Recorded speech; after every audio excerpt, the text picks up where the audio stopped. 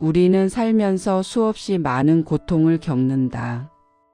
통제할 수 없는 상황들이 우리를 짓누른다. 그럴 때마다 우리는 묻는다. 왜 이런 일이 나에게 일어나는가? 어떻게 이 고통을 견뎌야 하는가? 오늘은 3명의 철학자를 통해 통제할 수 없는 것을 내려놓고 불안과 함께 살아가는 법을 배워보겠습니다. 빅토르 프랭클은 아우슈비츠 수용소에서 살아남은 정신과 의사였다. 그는 인간이 상상할 수 있는 가장 극한의 고통 속에서 한 가지 진리를 발견했다. 고통을 피할 수 없다면 고통에 대한 태도는 선택할 수 있다는 것. 수용소에서 그는 모든 것을 빼앗겼다. 가족, 재산, 자유, 심지어 자신의 이름까지. 하지만 단 한 가지만은 빼앗을 수 없었다. 그것은 바로 자신의 태도를 선택하는 자유였다. 인간의 마지막 자유는 어떤 상황에서도 자신의 태도를 선택하는 것이다. 프랭클은 이것을 인간의 존엄성이라고 불렀다. 환경이 아무리 끔찍해도 우리는 그 환경에 어떻게 반응할지 선택할 수 있다. 굴복할 수도 있고 저항할 수도 있다. 절망할 수도 있고 희망을 품을 수도 있다. 이 선택의 자유만큼은 누구도 빼앗을 수 없다. 왜 살아야 하는지를 아는 사람은 어떤 삶도 견딜 수 있다. 프랭클이 수용소에서 발견한 것은 의미의 힘이었다. 같은 환경에서도 어떤 사람은 살아남고 어떤 사람은 포기했다. 그 차이는 무엇이었을까? 바로 삶의 의미를 가진 사람과 그렇지 않은 사람의 차이였다. 살아야 할 이유가 있는 사람은 어떤 고통도 견딜 수 있었다. 고통 그 자체가 아니라 무의미한 고통이 인간을 파괴한다. 우리를 무너뜨리는 것은 고통의 크기가 아니다. 그 고통의 의미가 없다고 느낄 때 우리는 무너진다. 왜 내가 이런 고통을 겪어야 하는지 알 수 없을 때 견디기 어렵다. 하지만 그 고통의 의미를 부여할 수 있다면 우리는 견딜 수 있다. 삶의 의미는 만들어지는 것이 아니라 발견되는 것이다.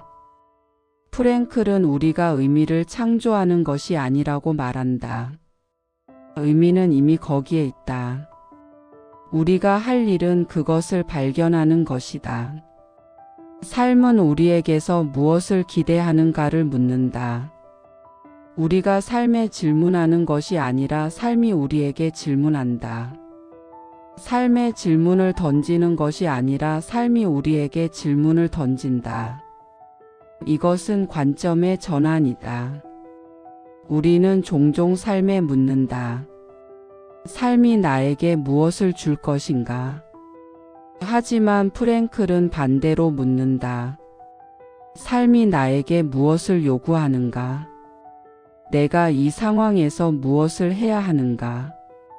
이렇게 물을 때 우리는 책임감 있는 존재가 된다. 절망 속에서도 인간은 의미를 향해 나아갈 수 있다. 아무리 어두운 상황에서도 우리는 의미를 찾을 수 있다. 그 의미는 때로는 사랑하는 사람을 위한 것일 수도 있고 완수해야 할 일일 수도 있고 견뎌야 할 고통 그 자체일 수도 있다. 중요한 것은 의미를 향해 나아가는 것이다. 행복은 목적이 아니라 의미 있는 삶의 부산물이다. 프랭클은 행복을 직접 추구하지 말라고 한다. 행복은 의미 있는 삶을 살 때 자연스럽게 따라오는 것이다.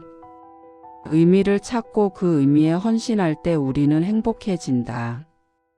인간은 환경에 의해 완전히 규정되지 않는다. 우리는 환경의 희생자가 아니다.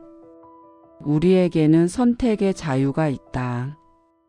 그 자유가 바로 우리의 인간성이다.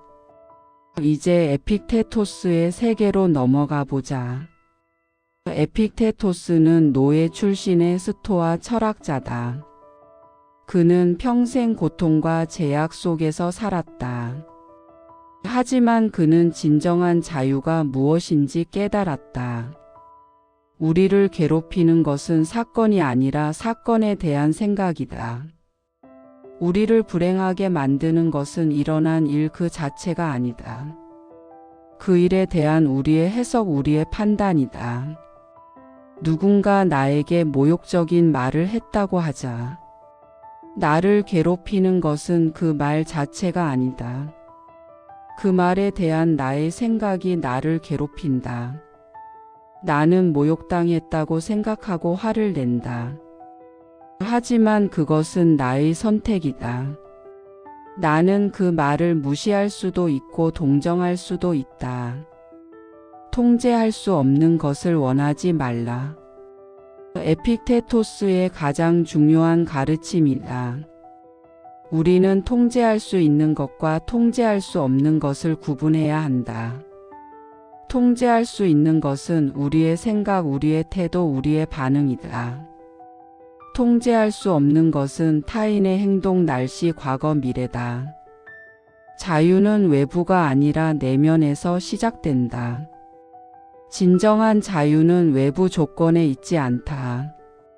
노예도 내면에서는 자유로울 수 있고 왕도 내면에서는 노예일 수 있다. 자유는 통제할 수 없는 것에 대한 집착을 버릴 때 얻어진다. 바꿀 수 없는 것을 받아들이는 순간 평온이 시작된다. 우리는 많은 에너지를 바꿀 수 없는 것을 바꾸려고 소모한다. 과거를 바꾸려 하고 타인을 바꾸려 하고 운명을 거부한다. 하지만 그것들을 받아들일 때 우리는 평온해진다. 내 것이 아닌 것에 집착하지 말라. 우리가 가진 것은 사실 우리 것이 아니다. 그것은 잠시 우리에게 빌려준 것이다. 건강, 재산, 관계, 모든 것이 언젠가는 사라진다. 그것을 내 것이라고 집착할 때 우리는 고통받는다. 불행은 원하는 것과 현실이 어긋날 때 생긴다. 우리는 현실이 우리의 기대대로 되기를 원한다. 하지만 현실은 우리의 기대와 다르다. 그 간극이 불행이다. 기대를 버릴 때 우리는 자유로워진다. 판단을 바꾸면 삶이 바뀐다. 같은 상황도 어떻게 판단하느냐에 따라 전혀 다른 경험이 된다. 비가 오는 것을 불행으로 볼 수도 있고 축복으로 볼 수도 있다. 우리의 판단이 우리의 현실을 만든다. 평온은 선택의 결과다. 평온은 저절로 오지 않는다. 그것은 우리의 선택이다. 통제할 수 없는 것을 받아들이고 통제할 수 있는 것에 집중하기로 선택할 때 평온이 온다. 세상이 아니라 자신을 다스려라. 우리는 세상을 바꾸려고 애쓴다. 하지만 세상은 우리의 통제 밖에 있다. 우리가 다스릴 수 있는 것은 우리 자신뿐이다. 자신의 마음을 다스릴 때 우리는 진정한 힘을 얻는다. 자유로운 사람은 적게 욕망하는 사람이다. 욕망이 많을수록 우리는 불자유해진다. 욕망은 우리를 외부 조건에 의존하게 만든다. 욕망을 줄일 때 우리는 자유로워진다. 마지막으로 하이데거의 세계로 들어가 보자. 하이데거는 실존 철학자다. 그는 우리가 피하려고 하는 불안의 의미를 탐구했다. 불안은 잘못이 아니라 존재의 방식이다. 우리는 불안을 병으로 생각한다. 치료해야 할 문제로 본다. 하지만 하이데거는 말한다. 불안은 인간 존재의 근본적인 특징이라고. 인간은 죽음을 향해 나아가는 존재다. 우리는 태어나는 순간부터 죽음을 향해 걸어간다. 이것은 두렵고 불안한 사실이다. 하지만 이것이 우리의 조건이다. 이 사실을 회피하지 않고 직면할 때 우리는 진정으로 살 수 있다. 일상성 속에서 인간은 자기 자신을 잃는다. 우리는 대부분 일상에 묻혀 산다. 타인의 기대에 따라 살고 사회의 규범을 따르고 관습에 순응한다. 그러는 동안 우리는 자기 자신을 잃어버린다. 진정한 나는 사라지고 타인이 원하는 내가 된다. 불안은 세계가 낯설어지는 경험이다. 평소에 당연하게 여기던 것들이 갑자기 낯설게 느껴질 때가 있다. 익숙한 일상이 갑자기 이상하게 보인다. 이것이 불안이다. 하이데거는 이 불안이 중요하다고 말한다. 죽음을 자각할 때 삶은 비로소 진지해진다. 우리가 영원히 살 것처럼 행동할 때 삶은 가벼워진다. 하지만 언젠가 죽는다는 것을 진지하게 받아들일 때 삶은 무게를 갖는다. 시간이 유한하다는 것을 알 때 우리는 시간을 헛되이 보내지 않는다. 인간은 존재함에 대해 질문하는 유일한 존재다. 다른 동물은 그냥 존재한다. 하지만 인간은 자신의 존재에 대해 묻는다. 나는 누구인가? 왜 존재하는가? 어떻게 살아야 하는가? 이 질문이 인간을 인간답게 만든다. 불안은 우리를 자기 자신에게로 돌려보낸다. 일상에 묻혀 있을 때 우리는 자신을 돌아보지 않는다. 하지만 불안이 찾아올 때 우리는 자신과 마주하게 된다. 나는 누구인가? 나는 어떻게 살고 있는가? 불안은 이런 질문을 던지게 만든다. 타인의 기대 속에서 사는 삶은 비본래적이다. 하이데거는 본래적 존재와 비본래적 존재를 구분한다.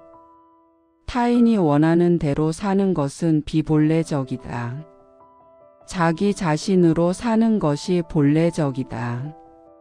우리는 본래적으로 살아야 한다. 인간은 항상 아직 아님 속에 있다. 우리는 결코 완성되지 않는다. 항상 무언가가 되어가는 중이다. 아직 도달하지 못한 가능성 속에 살아간다. 이것이 인간의 조건이다. 우리는 끝없이 변화하고 성장한다. 존재를 잊을 때 삶은 공허해진다. 우리가 존재의 의미를 잊고 그냥 기계적으로 살 때 삶은 공허해진다. 먹고 자고 일하고 반복하는 것만으로는 충분하지 않다. 우리는 존재의 의미를 물어야 한다. 프랭클, 에픽테토스, 하이데거. 이 세 사람은 서로 다른 시대, 서로 다른 배경에서 살았다. 하지만 그들은 같은 것을 말하고 있다. 고통 속에서도 의미를 선택할 수 있다는 것. 통제할 수 없는 것을 내려놓을 때 자유로워진다는 것. 불안은 인간답게 살고 있다는 신호라는 것. 프랭클은 말했다. 태도를 선택하라고. 어떤 상황에서도 우리는 어떻게 반응할지 선택할 수 있다고. 고통의 의미를 부여할 수 있다고. 에픽테토스는 말했다. 내려놓으라고. 통제할 수 없는 것에 대한 집착을 버리라고. 판단을 바꾸면 삶이 바뀐다고. 하이데거는 말했다. 불안해도 괜찮다고. 불안은 우리를 자기 자신에게로 돌려보내는 신호라고. 그것을 회피하지 말고 직면하라고. 결국 이들이 전하는 메시지는 하나다. 삶은 우리가 완전히 통제할 수 없다. 고통은 피할 수 없고 불안은 사라지지 않는다. 하지만 우리에게는 선택이 있다. 우리의 태도를 선택할 수 있고 우리의 판단을 바꿀 수 있고 우리 자신으로 살 수 있다. 의미를 선택하라고 말한 사람, 내려놓으라고 말한 사람, 그리고 불안해도 괜찮다고 말한 사람. 이 세 명이 결국 같은 이야기를 하고 있었다. 삶은 고통스럽고 불확실하고 불안하다. 하지만 바로 그 안에서 우리는 자유롭게 선택할 수 있고 의미를 발견할 수 있고 진정한 자신으로 살 수 있다. 오늘 이 이야기가 여러분의 삶의 작은 위안이 되기를 바랍니다. 그리고 고통 속에서 방황하는 모든 이들에게, 통제할 수 없는 것들로 괴로워하는 모든 이들에게, 불안과 씨름하는 모든 이들에게 이 철학자들의 목소리가 조금이나마 도움이 되기를 바랍니다.